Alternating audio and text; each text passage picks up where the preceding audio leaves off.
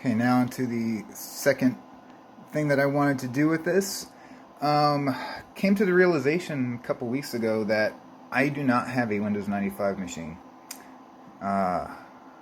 It's not a huge thing, but I just found it kind of interesting. Many years ago, 20 years ago again, was playing around with this stuff for, actually no, it wasn't 20 years ago. I don't know, 18. It really doesn't matter. Somewhere around that time, Windows 95 was actually on this machine. I was running Windows 95 on this computer.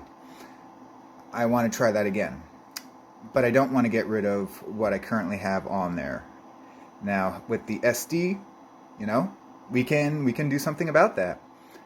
Although I don't want to keep having to open up the case to replace the SD card every time I wanted to boot into another OS. So, with that in mind, I bought this SD. What is it called? Is it like a microSD to microSD card? Yeah, okay, whatever. This is going to be installed outside of the case. Look at this. This is perfect. There's a little slot there. I think this will do marvelously. Now with this SCSI to SD adapter here, we need to actually program it, and so I don't want to have it closed up, and if I wanted to switch out another card, maybe if I needed to configure it again, I need to hook up a USB port, USB to it. Well, there's some holes here. I have USB cables. If this goes well, the next thing you'll see is both of these things being able to be accessible from the outside. It's not going to look the prettiest, I guess, but it was just in the back of the case. You won't see it. So without further ado, probably, let's see how long it takes me to do this. You won't know. You don't care. So I will get right on to it. Well, it sure ain't the prettiest, but that works. Okay, so we have the SD card extender. Looping around. That's perfect. Well, no, I mean, it's I did not get the angle right. Put it down with double-sided tape, and yeah, well, I mean, not perfect, but, I mean, like, that slot, okay, you know what? I will use it for that. That is awesome. As for the USB, it's connected there. There's a USB cable, and it's coming out that hole. All I needed to do was sand down that end right there to have it fit through that punched out hole now. I was hoping that the strain relief was thick enough that it would maybe like stay in place, but I mean it's a little, jostling around, but no, that will work fine, because then I have now USB extension cables that will just be placed back there and connected to another machine to configure this it's an older model SCSI to SD adapter. So the information I think is not on is it on the SD card? Well, we'll find out actually, but it's good to have it being able to be configured from the outside at this point. So let's just start this up and see. Like, I have the SD card, the DOS 3. And Windows 3.11 card in there right now. Let's see.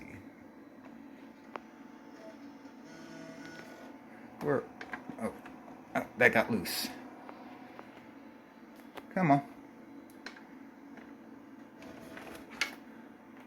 Oh, it disconnected. Oh, that's why I'm not getting any signal. There we go.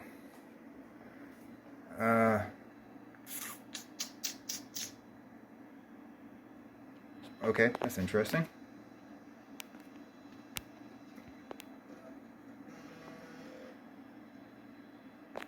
I don't know what all those errors mean. Stupid autofocus. Stop it. Stop. Wow. Okay. I'll get back to you. That's looking better. I just reset it, making sure that the cables were plugged in. I don't know why it would cause such a fuss if the cables weren't plugged in, but apparently, or like having a video. Don't ask me. I want to see if this just boots. As always, cool, perfect. And now I will go about setting up the second SD card for Windows 95. First step, let us get a floppy disk, a boot floppy disk. I am sorry for the auto focus. Next step, I have all the files that I would need, hopefully on the drive, on the CD-ROM drive, in order to boot and to start up the CD-ROM drive. Now we will power off and pop in the other disk, SD card, I believe. Let's see what happens. It's gonna need to start up with the reference disk. I understand that. So let's head right to it. Reference disk is inserted. The other SD card, you're not going to see that in there, is there. Oh, I might need to set this up with the SCSI to SD config. Yes. Well, let's see what the reference disk shows then. Yeah, it's complaining. It's not going to have the system partition on there, obviously. It's even finding a drive. You know what? Let me. No. Let's see what happens. I don't believe it's going to find a drive though.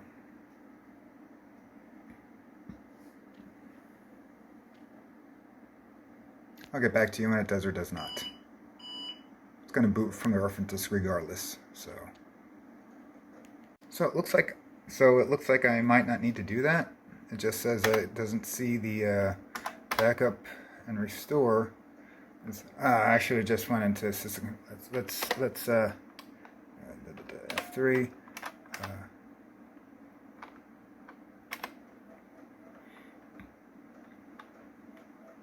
See what it sees on the SCSI. Oh, but then again too. I mean that disk is not formatted. I don't. Yeah, it's. I just pulled it. It's an old phone SD card. Oh, by the way, with regards to the other video, that's the Snark Barker. Yeah, you need the ASM file for it. Let's view configuration, and it's on here. So.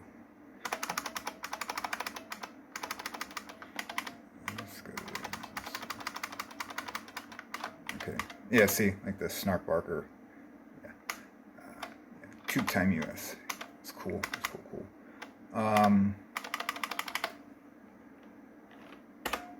Where is the set and view SCSI drive configuration? Let's see what it shows us.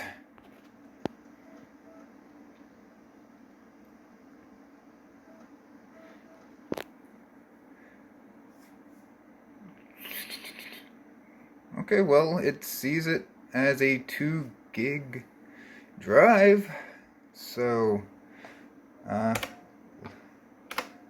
not back up and restore?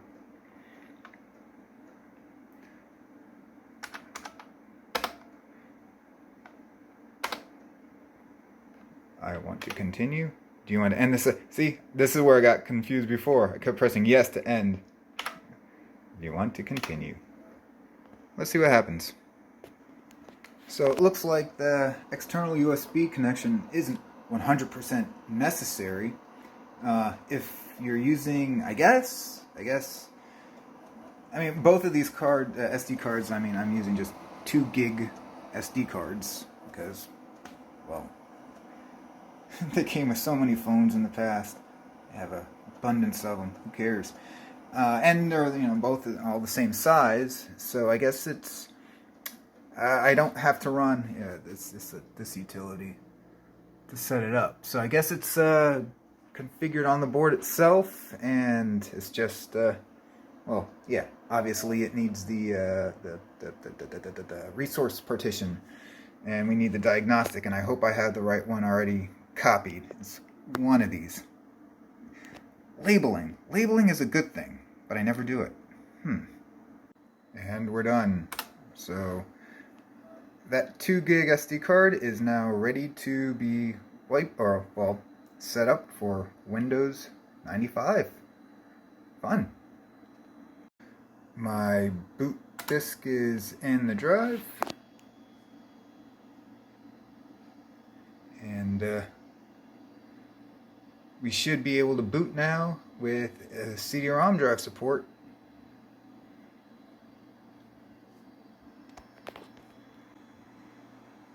There it is. Booted from the from that boot disk. Have the CD-ROM drives working. Excuse me. And let's do a F disk.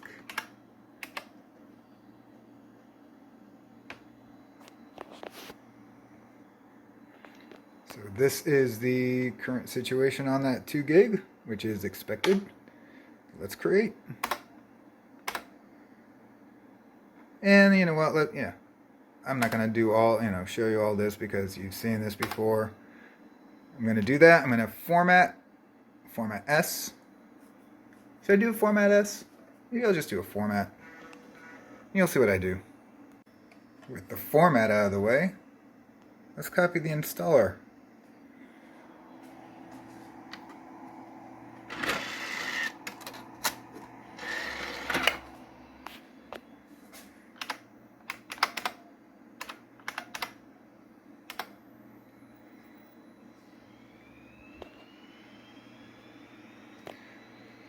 Let us copy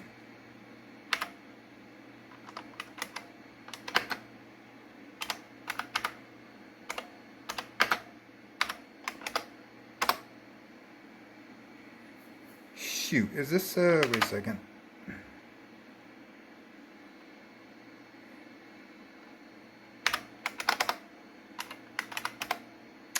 Yeah, I'm gonna make a folder. Hold up. Okay.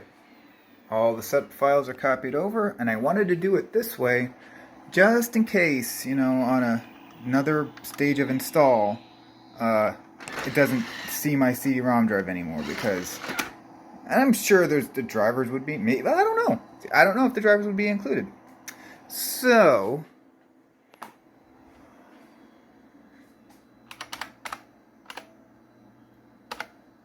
setup.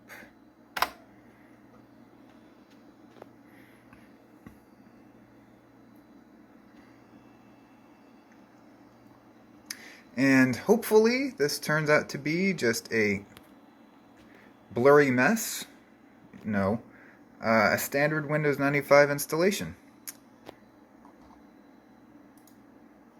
So I'll see you on the other side. If anything goes wrong, I will let you know. Well, that was uneventful. Slow, but uneventful. And we'll reboot for the first time in hopefully Windows 95.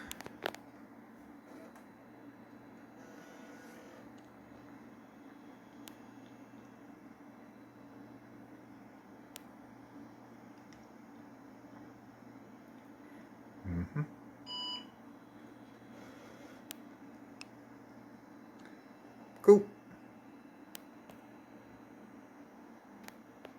And yeah. I'll let you know if anything deal-breaking comes along, or if it works, I guess. Well, it couldn't be that... No. Sorry about that. Thank goodness. It couldn't be that easy, right? It's been sitting like this for like 10 minutes. So...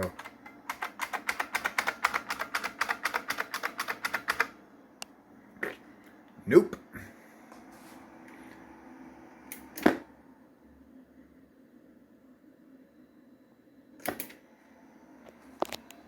Come on, baby.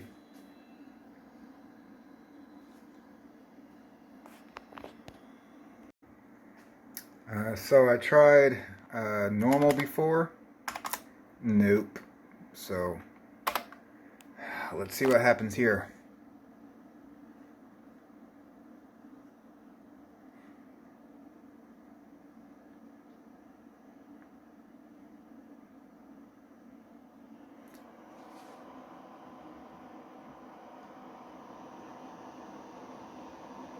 Blink, blink, blink, blink.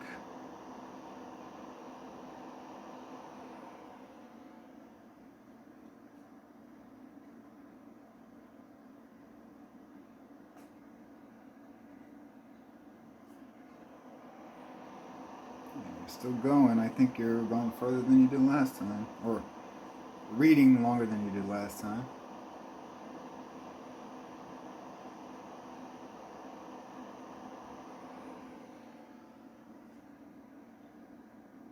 Exciting. Okay. Alright, well. Safe mode. So we can continue the installation, I guess. Hopefully.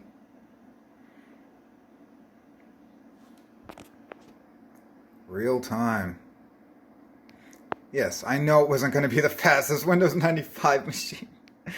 Yeah, I mean, come on. It's like some of the slowest stuff that you can... Oh, like I said before on the previous video, I guess. 46 SLC2, 386. And I read somewhere actually it's more like a 286, but it's 32-bit. With 486 it's a weird beast. It's an odd processor, I think. It has a lot of influences from different generations. Oh, here we go. Okay, well that's cool. So what are you gonna? Yes, I understand that. Okay, safe mode 1 works, so it didn't do the entire, ooh, yeah, installation. Weird.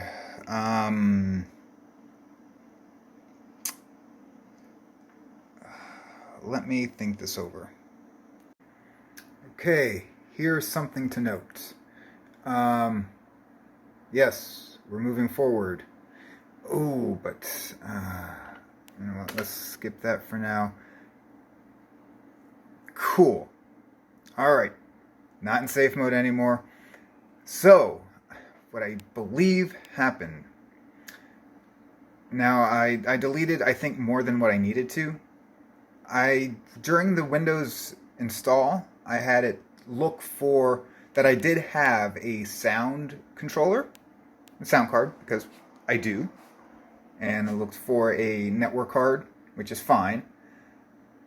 Problem is, and I deleted, and it detected the sound card, which is freaking awesome. And I actually deleted it, thinking that it might be one of the drivers. But then I remember, in the list, the device manager in safe mode, what I had to remove. Now it looks like it did, but it's still blinking.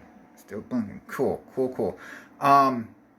It detected the joystick port, which is interesting because it's actually disabled on the Snark Barker. I don't know how Windows detected that if it's disabled. Reason why it needs to be disabled, and this is exactly why this machine had the issue. It was I think it was trying to start it up, and with this specific model of PS2. And it's documented, and that's why it's disabled. The joystick port conflicts with the SCSI port. Hard drive is on the SCSI. Both of those are trying to use the same resources. Yes, you're going to hard freeze the system right there and not be able to do anything. So,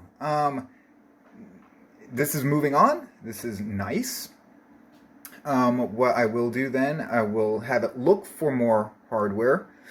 If I can disable the, make it not see the joystick, that would be, well, I didn't want to see the joystick in the first place, but it saw the sound card, which is pretty awesome.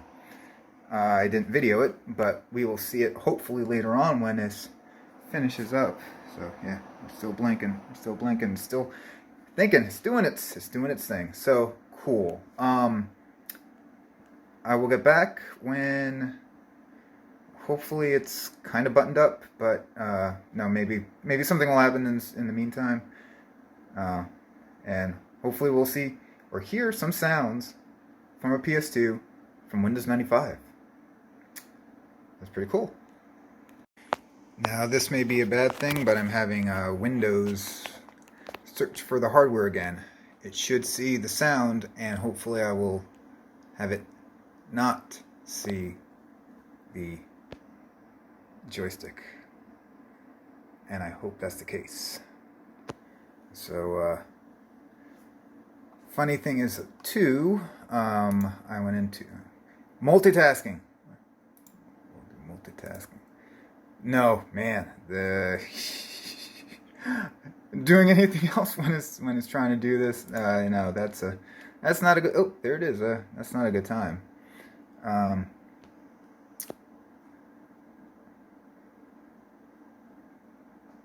I can get it to 800 by 600. This has an XGA card, XGA internal controller, video adapter. So it does do 1024 by 768, and it was able to do it in Windows 3.11. But details.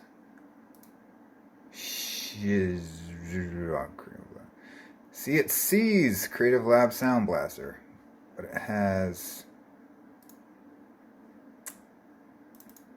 Creative Lab Sound Blaster. So let's not have it look for it. Sound.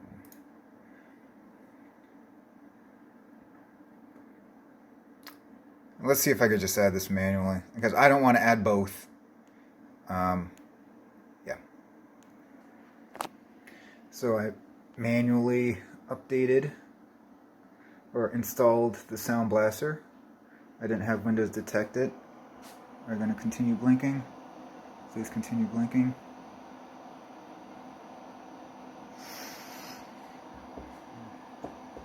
So it wasn't.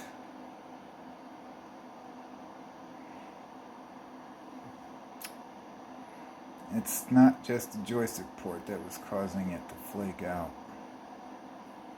Wow, that's a little crushing right there. Yeah, you're not reading anymore.